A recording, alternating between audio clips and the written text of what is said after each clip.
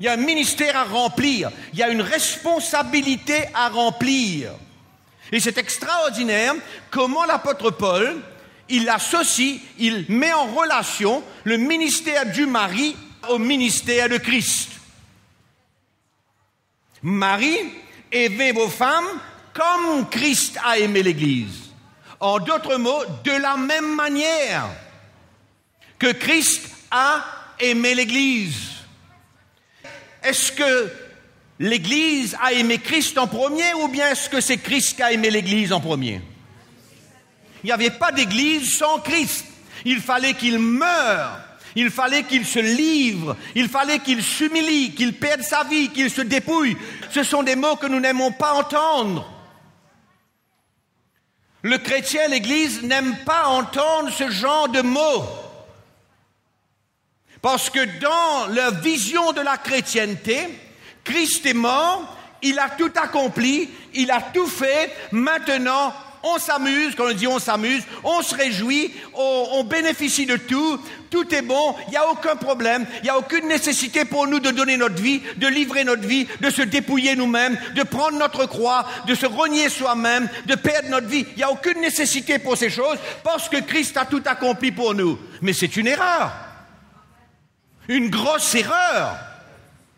C'est pourquoi quand on parle du message de la croix, c'est pas une invention. C'est pourquoi quand on parle de l'évangile de la croix, qu'est-ce qu'il y a de différent entre l'évangile de la croix et l'évangile?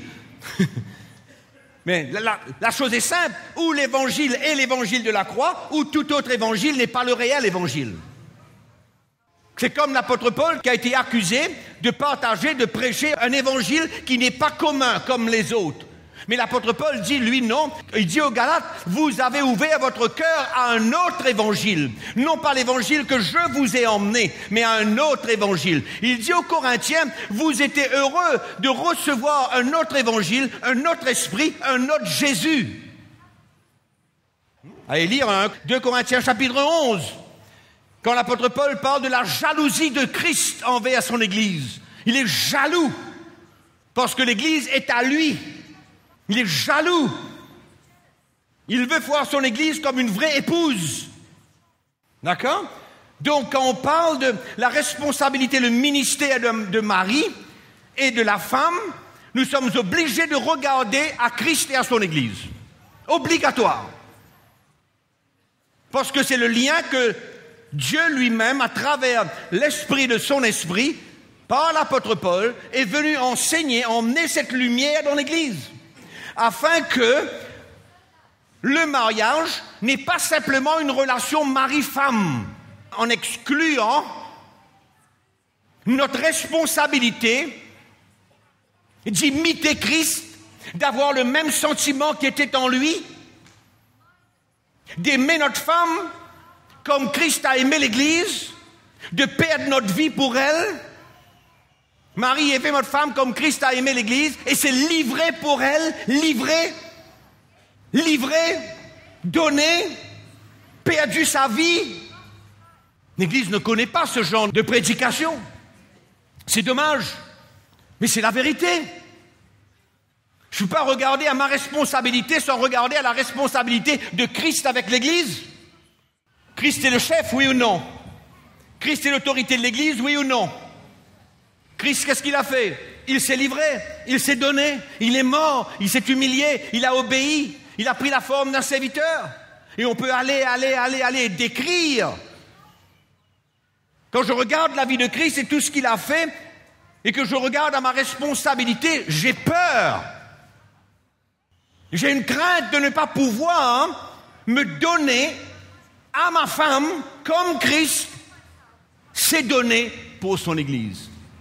J'ai peur de ne pas me laisser dépouiller pour elle, comme Christ s'est laissé dépouiller lui-même pour que l'Église naisse. J'ai peur. J'ai une crainte, parce que je comprends que c'est un ministère que Dieu m'appelle. C'est un ministère que Dieu me donne. Le mariage, ce n'est pas simplement aujourd'hui venir devant quelqu'un, un pasteur, et faire une petite prière, et entendre une petite prédication et partir. Et livrer ces gens à la merci de leur propre chair, à la merci du monde, à la merci des attaques de l'ennemi, à la merci des tentations qui viennent tous les jours dans leur vie. Parce qu'ils ne savent pas qu'est-ce que c'est qu'en premier de perdre sa vie pour cette femme à qui ils ont dit oui, je t'aime, pour un temps. L'apôtre Jean parle dans le livre de l'Apocalypse à l'Église. Il dit, vous avez perdu votre premier amour. Vous avez perdu votre premier amour pour Christ. Et c'est ça. Et quand on regarde le mariage aujourd'hui, on ne voit que ça dans l'Église. Les maris ont perdu, ou les femmes ont perdu leur premier amour. Au lieu que cet amour grandisse et que cette unité se renforce, c'est le contraire que nous voyons. Mais quand l'évangile de la croix, quand le vrai évangile vient et me montre ma propre responsabilité en tant que mari, et je regarde comment Christ s'est livré. Laissez-moi vous dire une chose, l'étape numéro 1 précède l'étape numéro 2. L'étape numéro 1, c'est que Christ s'est livré. Il nous a choisis. Il nous a aimés en premier, la Bible nous dit. On est d'accord avec ça? Il nous a aimés le premier. La Bible nous dit, Dieu a prouvé son amour quand il a envoyé son Fils mourir pour nous sur la croix. Ça, c'est l'étape numéro 1. Il n'y aurait pas eu ni vous, ni l'Église, ni rien, tant que Christ ne s'était pas livré en sacrifice et en versant son sang sur cette croix et en ressuscitant des morts pour donner la vie. Et c'est comme ça qu'il a aimé son Église. Il n'a rien gardé pour lui. Il n'a rien recherché pour lui. Il n'a pas cherché son intérêt dans cette mort. Il n'a rien voulu réclamer dans cette mort. Mais il avait une attitude où il a voulu tout perdre, malgré que c'était dur, malgré qu'il était plein d'angoisse. Dans le jardin de Gethsémane, face à la croix, face à l'heure qui était venue, il dit à ses disciples, l'heure est arrivée pour que le Fils de Dieu soit glorifié. Glorifié à travers sa mort, glorifié à travers ses souffrances, glorifié à travers la croix, glorifié à travers la perte de sa vie, glorifié. La chrétienté est à l'envers. Elle est en dessus-dessous. En dessus-dessous. C'est une chrétienté qui fait peur, qui emmène les gens à avoir une fausse espérance, une fausse foi. Vous savez, si j'ai besoin de la foi aujourd'hui, mes frères et sœurs, j'ai bien besoin de la foi pour continuer le ministère, pour affronter ce que j'ai à affronter, pour garder la foi, pour demeurer dans la sainteté, pour aller jusqu'au bout de la course, pour terminer la course, pour achever la course. Si j'ai besoin de la foi, j'ai bien besoin pour cette chose. Absolument, j'ai besoin de la foi pour ça. Parce que si je cherche une autre foi, une foi pour quelque chose d'autre, il se peut que je n'aurais pas été avec ma femme aujourd'hui. Ouais. Si je cherche la foi pour autre chose, des choses matérielles, des choses de la chair, des choses que ma main peut toucher, des choses que mes yeux peuvent voir dans le naturel, si j'exerce ma foi pour ce genre de choses, il se peut que ma famille aurait été un désastre aujourd'hui. Mais je rends grâce à Dieu que je ne veux rien rechercher des choses naturelles, des choses de la vie.